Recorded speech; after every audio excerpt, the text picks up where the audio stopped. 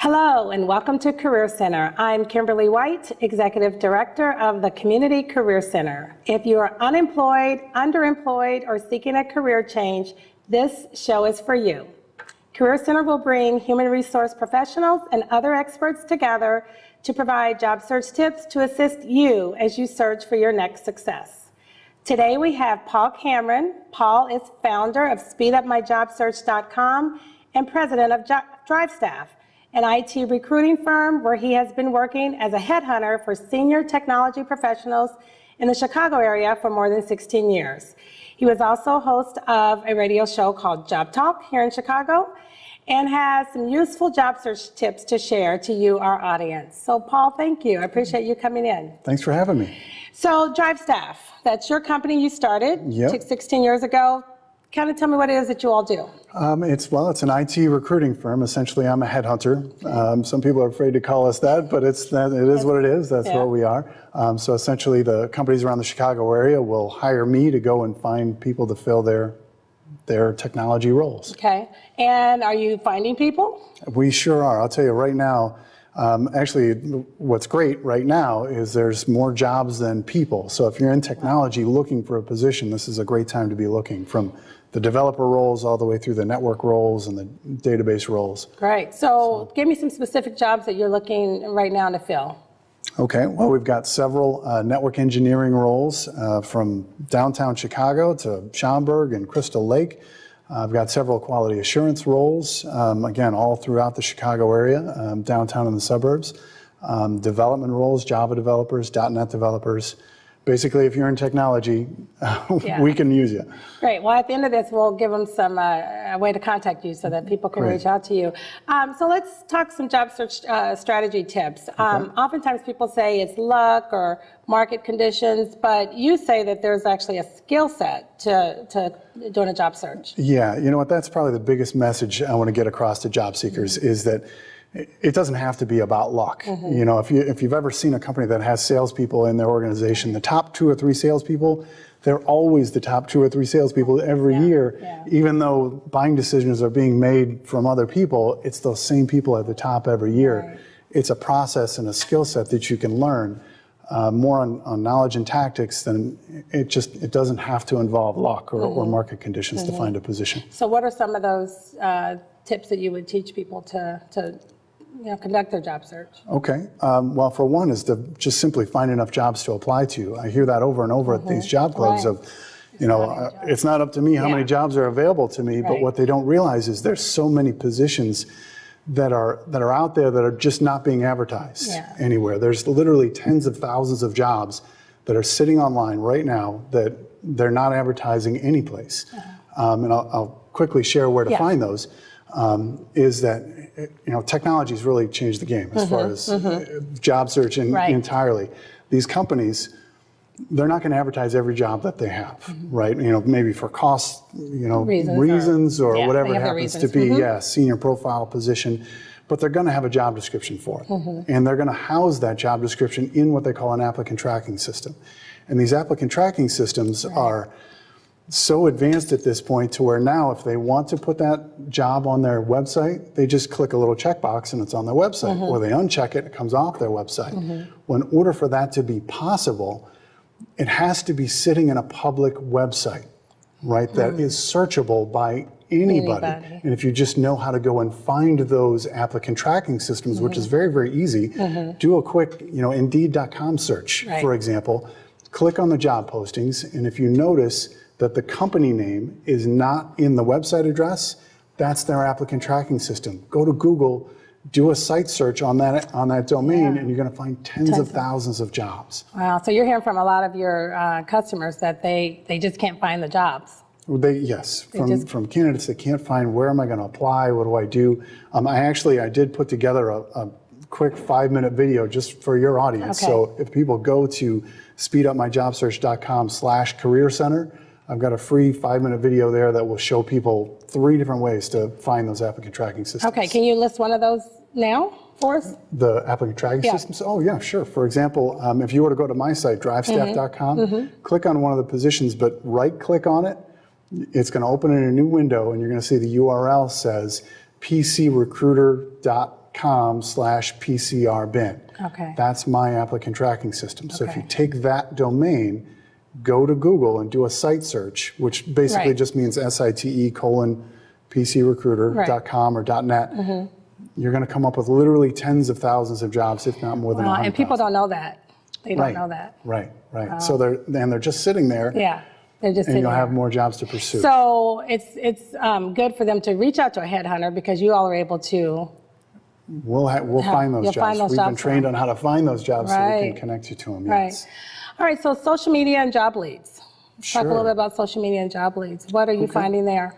You know, that's another great resource that I think is really underutilized in a lot of ways, because people will go to it. I shouldn't say in general everybody does this, but a lot of people will go to it and they'll just use it to look for the postings. Like on LinkedIn, for example, what jobs are posted there.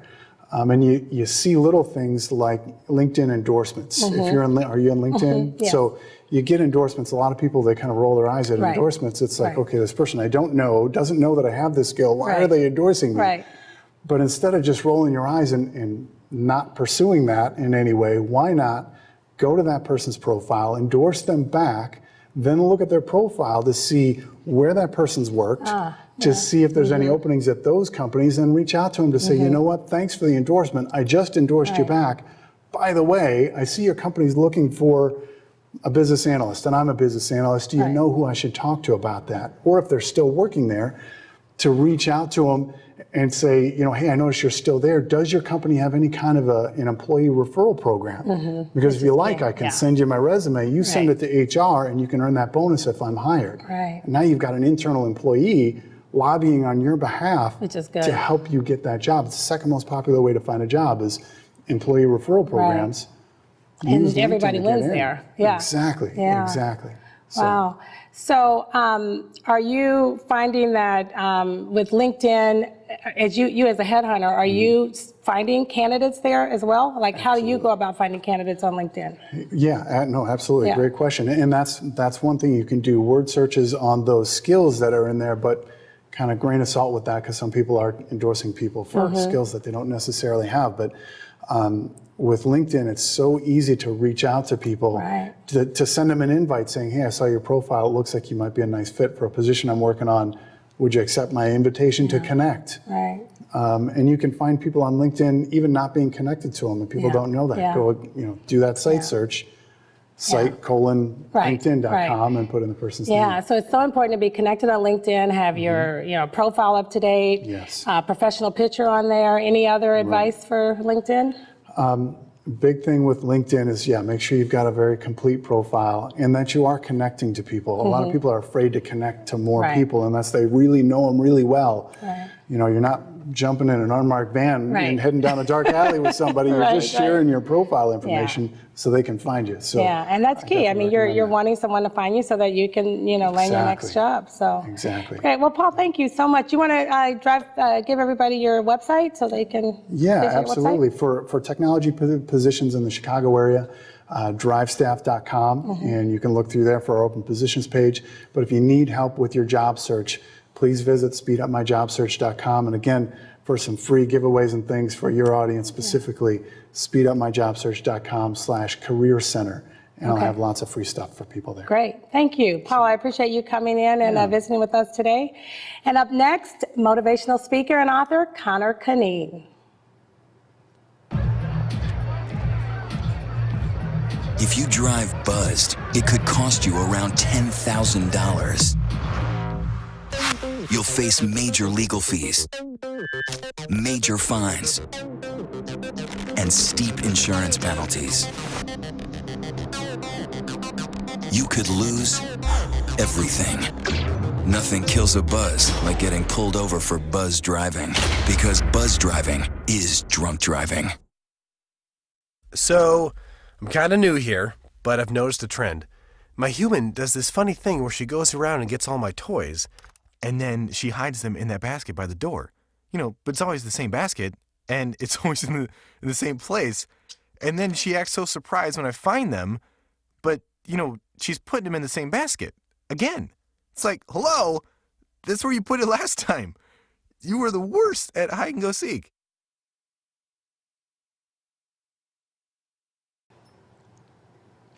Welcome back to Career Center. We are excited to have with us motivational speaker and author Connor Cunneen.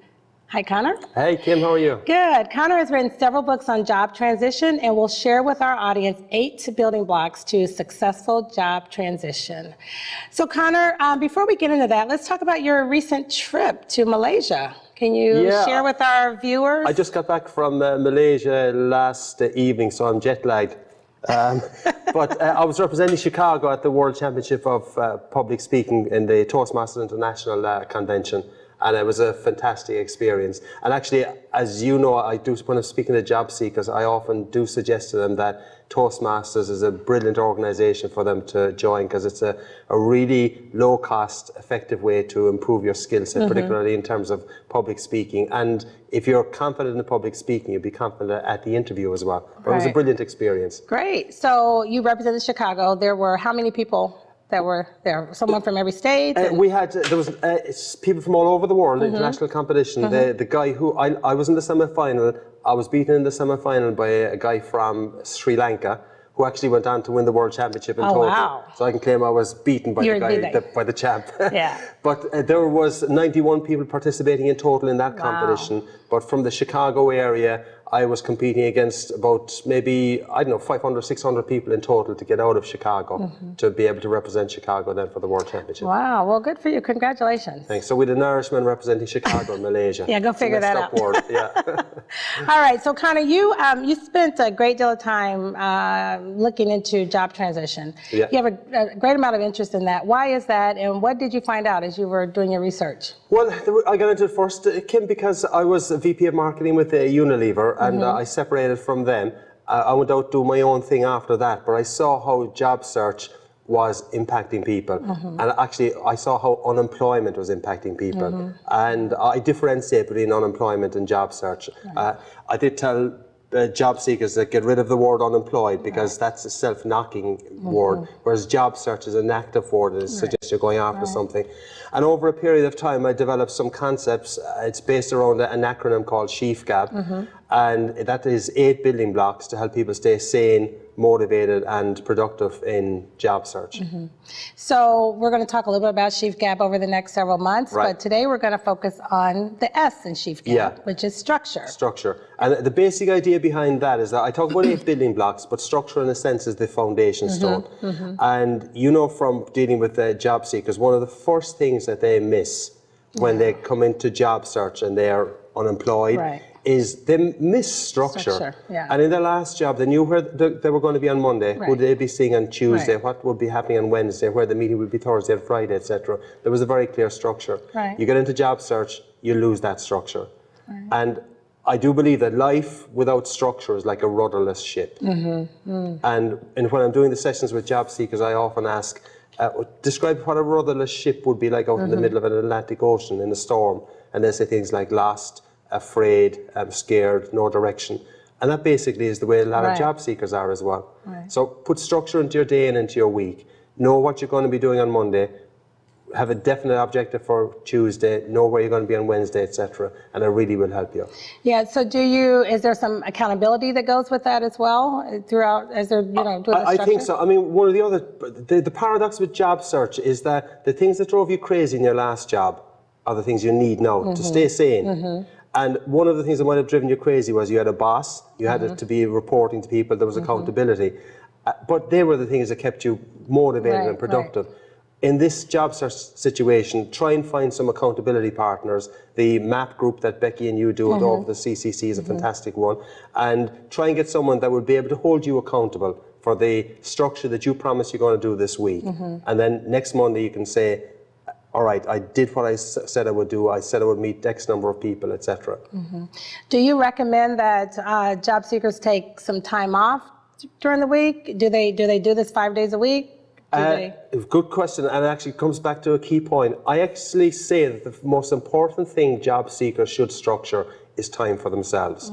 Because the analogy I use is that if a kid is using a battery-operated toy 24/7, it will run down, and you'll just see the toy getting slower and slower. And job seekers tend to work 24/7, or at least think about the job 24/7. And when that happens, they get slower and they run down, and then they don't walk into the interview looking confident. So I think the most important thing for a job seeker to structure, and it might seem a little bit counterintuitive, is structure time for yourself to recharge your batteries. And when you recharge those batteries, then you can actually work on the other things that will help you to stay sane, motivated, and productive. So when they structure time for themselves, what do you recommend they do? Whatever You're not doing a job search, so you're reading a book. Whatever it is that will make them feel refreshed. So for some people, it might just be going for a walk. For others, it might be reading a book. Others, it might be playing a game of golf or going to the sports center or something like that. But whatever it is, hopefully will get them away from the all-consuming drain that is this job search. And when they're finished with it, they feel better and they feel refreshed. One of the things you say, I think it's in the opening of your book, you mention job seekers are in an unpaid unemployment. Right. Yeah. It goes back to my comment about job seekers. They're not, you don't, get rid of the word unemployed. Get rid of that. You're in unpaid employment. Because the job seeker is doing the most important job they've ever done in their life. And if they're doing the most important job they've ever done in their life, which is to find this well-paying job, don't tell me that you are unemployed. You're in unpaid employment right now, but the benefits, the ultimate benefit and the payback is going to be phenomenal and will determine whether or not you can pay for your kids' college education, whether you can go on vacation next year, etc. One of the things I know we've talked about it at the center is, when we talk about structure, the job seekers tend to miss like that water cooler moment that they have at the office, to go and talk with, their peers at the office. What do you recommend for that? The paradox with job search is that there's millions of people in job search, and yet it's often the loneliest place in the world. And sometimes that loneliness is exacerbated by the job seeker getting introverted and isolate themselves. And what I try to suggest is that if you're going to structure that you will go to the library at 9 o'clock on Monday morning, for instance, try and agree to do that with 2 or 3 other people, so that you get in, all of you get in there at 9 o'clock. You can go in different directions. But it's like what it was when you were going back into your corporate office. You meet someone at 9 o'clock in the morning, but you went different areas. But don't do this really tough job on your own. Yeah, it's tough too. Well, Connor, thank you so much for joining us today. I appreciate you coming in. I know you're not feeling that well, so I appreciate it.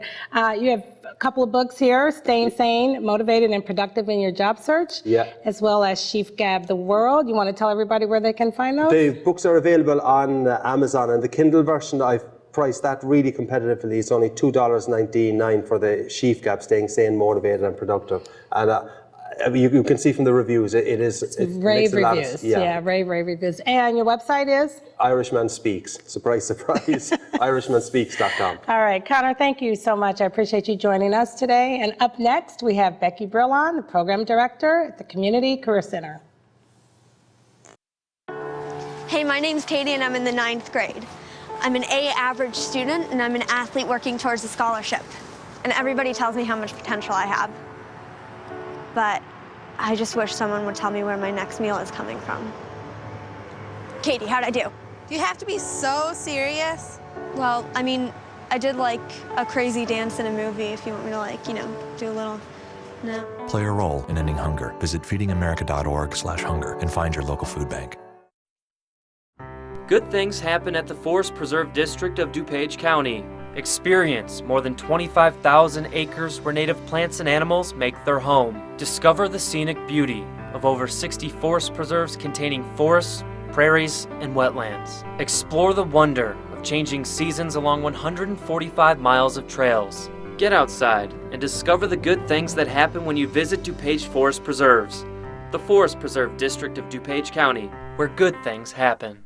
Welcome back. I am joined by Becky Brillon, Program Director at the Community Career Center. Becky, welcome and thank you for joining me. Thank you for having me. It's been a really busy month at the Career Center this past month. Always busy. Always busy. I know we've had several different workshops, both inside the center and outside the center. One that you just recently finished up was Moms Returning to Work, and it was at the Naperville Library. 30 moms were there, you said. Can you tell us a little bit about that workshop? Sure. It's one of our most important workshops about this time of the year. The moms who made it through summer with kids are thinking, free? I'm going to go back to work. Right. The Aurora Library actually also is picking up that workshop as well. And it's always a packed room for that workshop because there's what I call the scary gap monster on resumes when it comes to moms returning to work. And a lot of the moms, the women coming back in, dads too, are worried that their work skills are obsolete, are not there on a resume, and it's going to be really hard to find a position. But what we talk about in that workshop is that we should not discredit, we should not forget about all the volunteer work that moms put into raising the family. And there's a statistic out there, actually, if moms were paid for the job they do, their annual salary would be $117,365. Right. And it's a base salary of $36,000, and the rest of that is all overtime. Wow, yeah. So it's everything from a psychologist, doctor, chef, to janitor, custodian. Yeah, chauffeur, yeah, all of those things. So, and we don't necessarily put that on the resume, but what we do put out there is just moms are very often tapped on the shoulder to do leadership, especially with cookie sales and popcorn mom and things like that. That all translate into some very transferable skills. Yeah, I know we always see at the center, moms will say, well, I've just been a stay-at-home mom. I've just stayed home with my kids, and they don't think about all the things they've done at the with the PTA and things like that. So all those things you can put on your resume. Absolutely. And we talk in detail about how to ramp up skills very quickly too. Libraries, especially the Naperville Library, we are like the country's best library. Right. And there's always classes and computer assistance. And now on the front is MOOCs, massive open online courses. Right. Free classes given by some very well-known Ivy League, fantastic schools. Yeah. It's available. There's a lot of resources out there, so. Definitely. The other thing we did recently was a Career U for college students returning home from either current students or those that just recently graduated. Yes, there too. It's another specialized target group that tend to discredit some of the experiences and transferable skills that they have. So we talk in great detail about internships and volunteering. The millennials are incredibly fast with technology and just being able to grasp very quickly information and use it. And shouldn't be underestimated or overlooked when it comes to resumes. And we also talk about how, as students, recent grads, it's not going to be anything necessarily on the resume that gets you the position. It's all about networking when it comes to recent grads. Yeah, for recent grads and moms. I mean, for just about anything, it's all about networking. Yeah. So for moms and college students, if although we just finished those workshops, we still have resources at the center where we can help those who are looking for work in those areas. So we also do have accountability groups, and I know we speak a lot about how important accountability is in a job search, and you facilitate MAP, which is Make a Plan group that meets every Monday at the center, and that's well attended every single week. Do you want to elaborate a little bit on? Kind of like what Connor was talking about, it's like having a boss for your job search. And I'm a pretty good boss for your job search, but I can be a mean boss too sometimes. It's just keep them focused. It's just mainly making sure that you have a plan on Monday morning, especially if your past position was centered around meetings and the camaraderie of the workplace. We really do have a good time on Monday mornings, and there's personalities in the room that it gets to a point where there are things to laugh about. Right. The job search is full of emotions, and one of them is sometimes just slap happy kind of, can't believe that happened kind of stories. Right. And so everyone goes around and they talk about their week and what they've done. Yeah. And then midweek, you also reach out to them too, right? So that's the accountability part. And that's what's key. Because you can make plans on Monday and oops, Friday gets here and forgot everything I said on Monday. Right. So it's important to have that piece, that middle piece of follow-up. In addition to that, we do have a women's networking group that meets once a month. It's great for the moms that we meet at the Mom Inc. workshop to come in and talk about their search. Job Club is now meeting one time. It used to be 2 times. It's now Wednesdays 10:30 to 12:30. And we also have orientation every Wednesday 9:30 to 10:30. And Saturdays as well, 9:30 to 10:30. And orientation is just an overview of all the things that we offer at the center and getting people in. One thing I know we've done in the past, and I know we're going to continue to offer that periodically, is the men's networking group. Yes, just as, and it's not that. I don't know what it is about men getting a bad rep that they don't like to sit around and talk like women do in groups, but they really do. And it is very helpful whenever we do have that, because there's a lot of things that men, until they're in a comfortable group to talk about it, being the breadwinner is very difficult.